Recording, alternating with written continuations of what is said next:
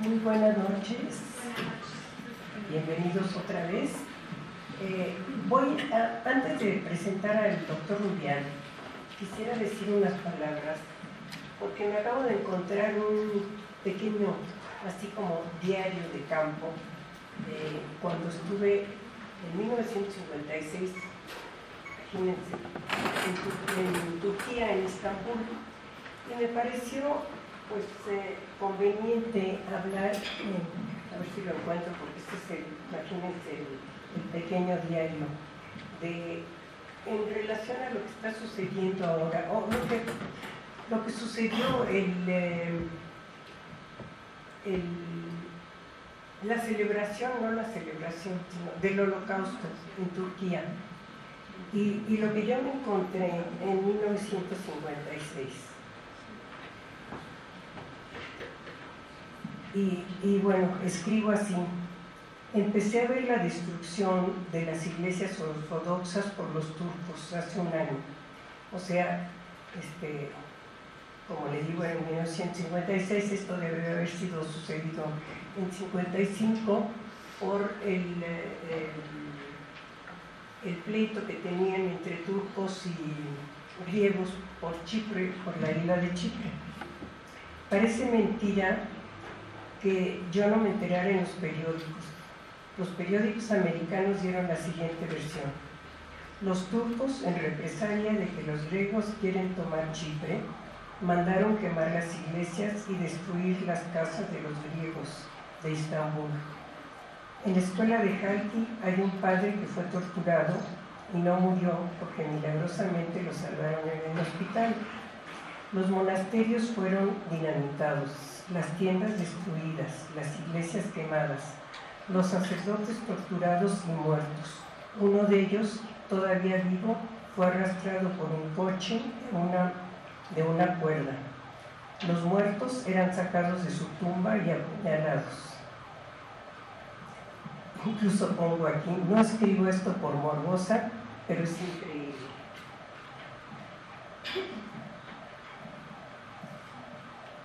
Y luego sigo.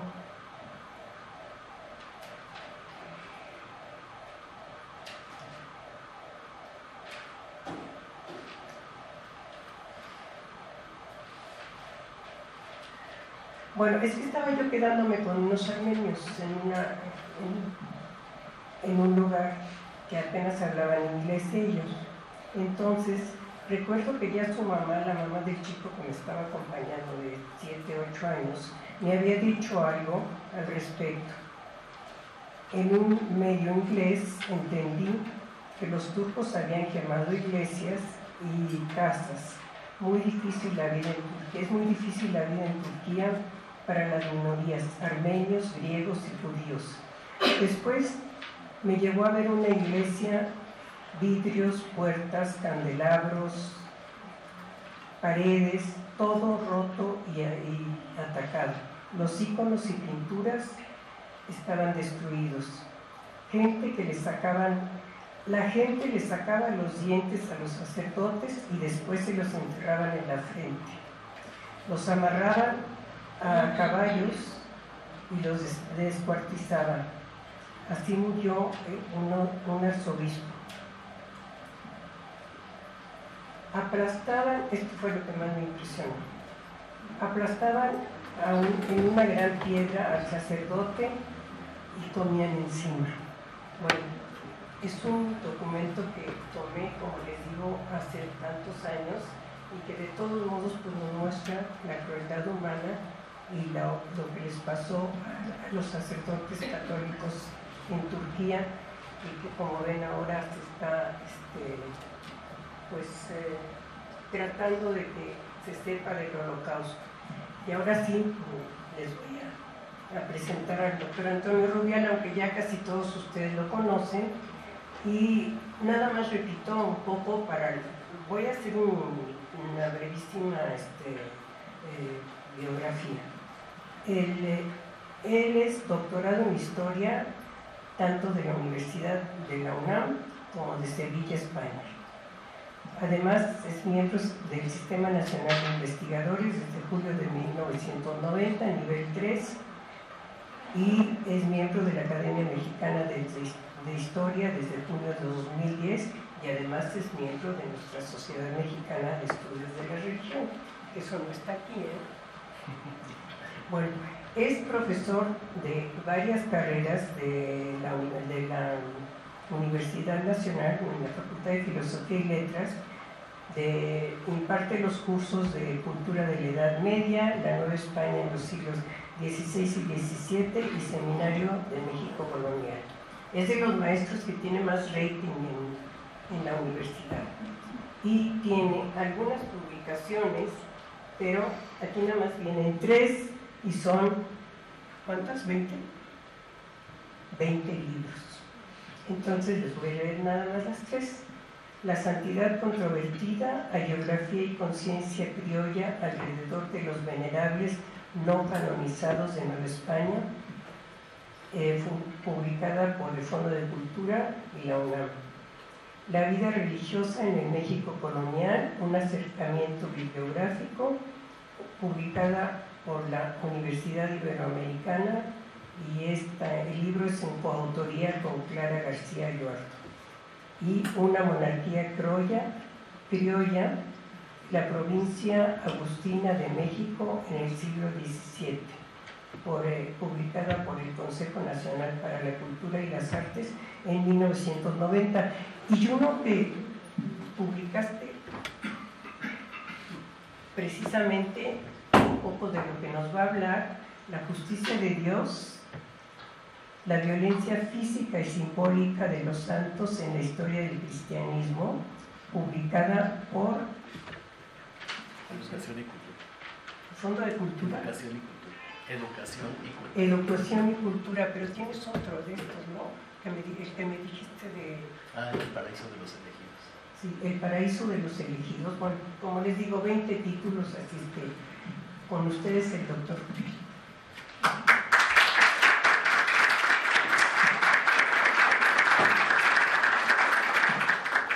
Muchas gracias por estar aquí. Vamos a hablar de un tema que es muy controvertido y que debemos verlo desde un punto de vista histórico. El cristianismo es una religión pacifista en sus orígenes, pero cuando tuvo que enfrentarse a una sociedad tan violenta como la sociedad en la que nació, forzosamente tuvo que hacer concesiones, muchas concesiones en sus discursos sobre la paz. Y esas concesiones incluso llegaron a autorizar la guerra, a justificar la guerra y a crear una visión de un Dios cuya justicia es implacable. Y un poco la conferencia de hoy tiene que ver con esto. El ser humano es un ser que tiene la violencia como parte de su naturaleza, desgraciadamente. Nuestras pasiones básicas, el miedo, la agresión, el placer y el dolor, forman parte de esto que es el ser humano. Es difícil pensar en un mítico lugar paradisiaco donde el hombre vivía en armonía con la naturaleza y donde los animales no se agredían unos a otros y donde los leones convivían con los corderos. Y recuerden que según la Biblia, esta situación paradisíaca se rompió a causa del pecado de Adán y Eva. Les digo, es difícil pensar en una situación así cuando sabemos que precisamente la naturaleza existe gracias a esta violencia. El mundo natural es un mundo de una gran agresividad. Incluso antes de que apareciera el hombre, sabemos que los dinosaurios se comían unos a otros. O sea, no fue el pecado de Adán y Eva el que generó la violencia, de acuerdo a la tradición bíblica. La naturaleza es violenta. Y el ser humano, como consecuencia de la evolución, sigue teniendo estos rasgos que la naturaleza tiene. Seguimos teniendo, decía algún antropólogo, esta parte de nuestro cerebro que es el cerebro del reptil, ¿no? Seguimos siendo sumamente agresivos. Y esta agresividad pues va a explicar mucho de este tema del que vamos a hablar a lo largo de esta hora y media.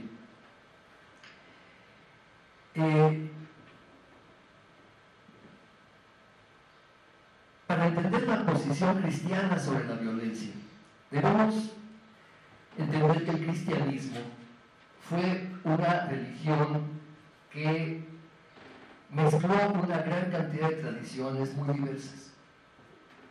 Y en esta mezcla, obviamente, surgió una religión con características muy híbridas. No es una religión uniforme. Recuerdan que si nos atenemos a la Biblia, el Antiguo Testamento tiene una gran cantidad de narraciones que nos hablan de una terrible violencia. El Dios del Antiguo Testamento es un Dios vengativo, es un Dios terrible. Y no está muy lejana esta concepción de Dios a las concepciones de la divinidad que tienen prácticamente todos los pueblos. Porque finalmente el hombre está inmerso en una naturaleza agresiva, una naturaleza que suelta su alimento muy difícilmente, una naturaleza que tiene catástrofes continuas y que afectan profundamente al hombre. Una granizada, una inundación, un terremoto, una epidemia, destrozan, acaban con la humanidad. Por lo tanto, la concepción que puede tener el ser humano de la divinidad de ninguna manera es una concepción de un Dios amoroso. La realidad nos muestra a unas divinidades terribles, unas divinidades terriblemente violentas, veleidosas, caprichosas, que solamente pueden ser aplacadas con sacrificios, ¿no? Solamente pueden ser aplacada su ira con sacrificios. Y esta es la visión de Yahvé, la visión de este Dios, el Señor de los ejércitos del Antiguo Testamento. Les iba a leer para que tengan una idea de lo que estoy hablando. Una narración que está en el Libro de los Reyes y que habla precisamente de este Dios vengativo, de este Dios que busca y que predica el ojo por ojo, diente por diente.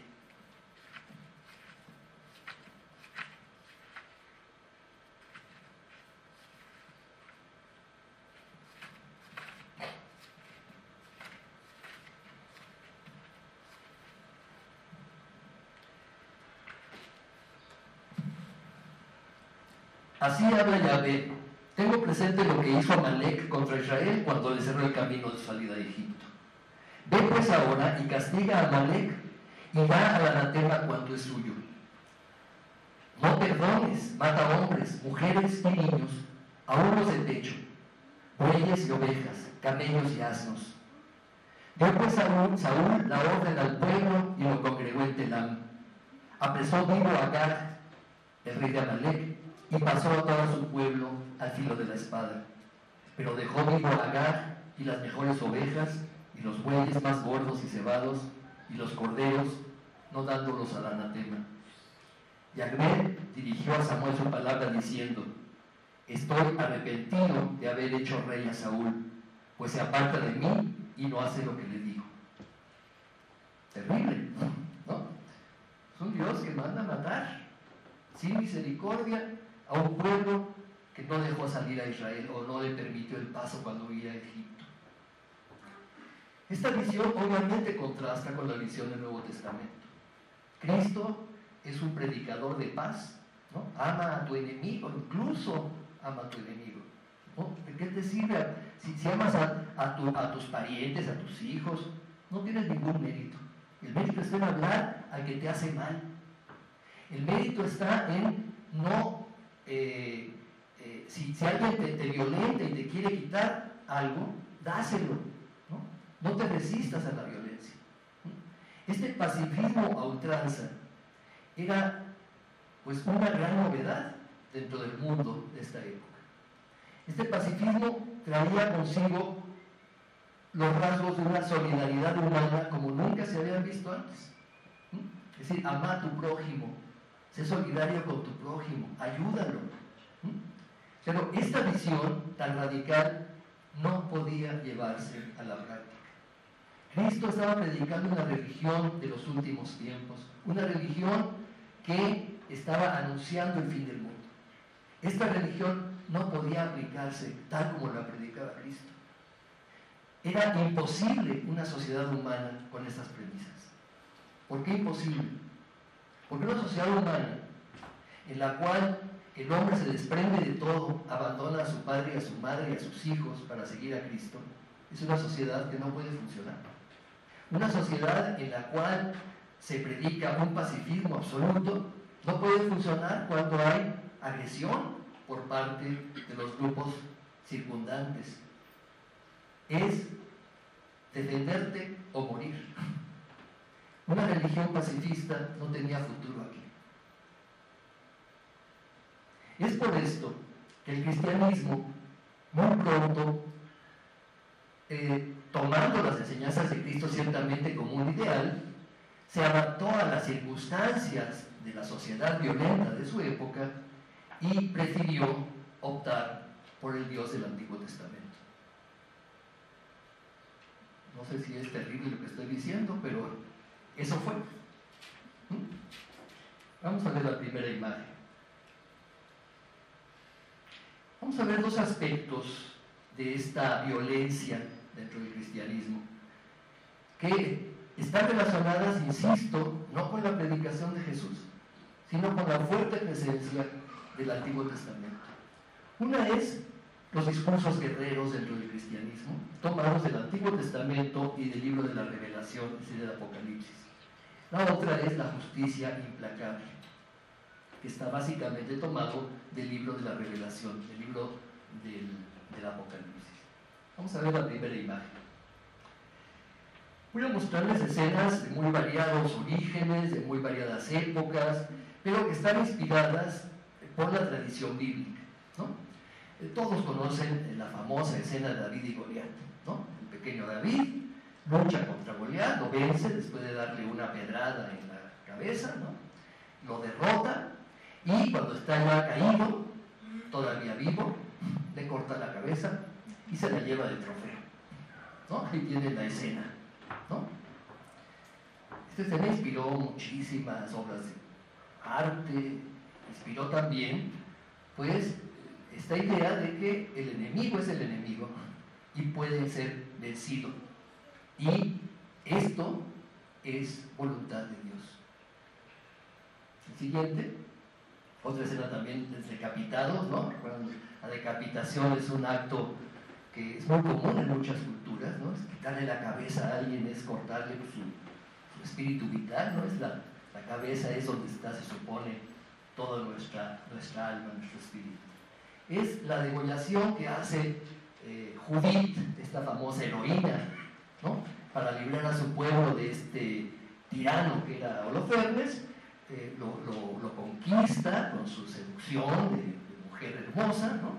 Lo emborracha, y cuando está dormido, ya emborracho totalmente en la cama, agarra una espada y le corta la cabeza, ¿no? Ahí la tienen a Judith cortándole la cabeza, una escena violentísima, ¿no? A Holofernes, ¿no?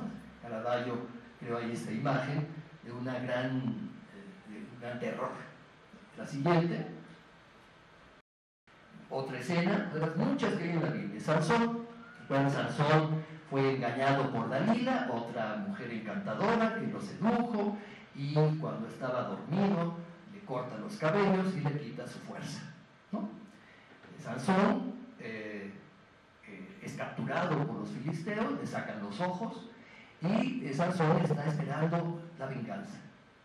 Cuando le crecen los cabellos, recupera su fuerza, y un día que están dentro del templo todos los filisteos, agarra y con su fuerza descomunal destroza el templo, ¿no? Rompe las columnas y el templo cae y aplasta a los filisteos. Es un acto de venganza, de ojo por ojo y diente por diente. pero también es un acto de suicidio, porque Sansón murió en ese momento también. Es decir, él mismo sabía que le iba a caer el techo en la cabeza.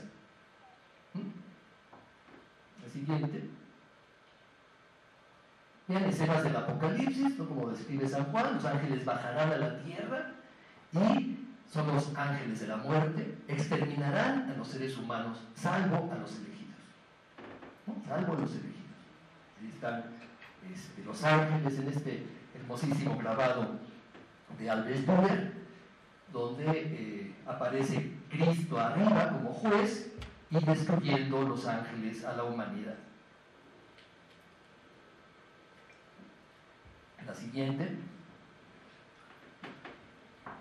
También en el Apocalipsis se habla, recuerdan, de algo que aconteció antes de que todo fuera creado, antes incluso del Génesis. Esta narración que hace San Juan en el Apocalipsis habla de un arcángel, San Miguel, que lucha contra el demonio, contra Luzbel, recuerdan que es un ángel bello, un ángel sabio, pero que se ha rebelado contra Dios en un acto de soberbia, ¿no? Haciendo mal uso de su libertad, se rebela contra Dios y Miguel, con su nombre, quien como Dios, encabeza una hueste de arcángeles y ángeles para expulsar al demonio del paraíso y lanzarlo al infierno. Es un acto de suma violencia entre ángeles, pero de suma violencia. San Miguel será una de las grandes figuras del cristianismo, ¿no? Ahí lo tienen en este precioso retablo románico, donde está San Gabriel y San Rafael como ángeles y copompos, San Miguel venciendo al dragón, a la serpiente, a Luzbel, ¿no? Realmente Luzbel comienza a asociarse con la serpiente de la antigua, del Génesis. Miguel como pesador de almas, en una antigua tradición egipcia que atribuía esto a Anubis, el dios Anubis, y que con la cristianización de Egipto pasa a ser San Miguel el pesador de almas. Y finalmente esta otra escena que es muy interesante porque es el primer milagro que hace San Miguel, que es el milagro del monte Gárgano, ¿no? Es un milagro muy peculiar. Iba un pastor con sus vacas en el campo y una de sus vacas se separa del rebaño y sube a un monte. Entonces el pastor va a perder a la vaca, entonces lanza una flecha para matarla y por lo menos recuperar la carne. Pero, oh milagro, la flecha se regresa y le da en la frente y lo mata. Esto fue un hecho rarísimo. Todo el mundo se preguntaba por qué pasó. Un obispo soñó que San Miguel se le apareció y le decía que esto lo había provocado él, porque quería que el lugar donde estaba la vaca, que era una cueva, se venerara como su santuario. El santuario del monte Gárgano surge así a partir de un acto de violencia de San Miguel, ¿no? Nada más para llamar la atención mató a este pobre hombre, que no debía, ni la debía ni la temía. Entonces, esas narraciones de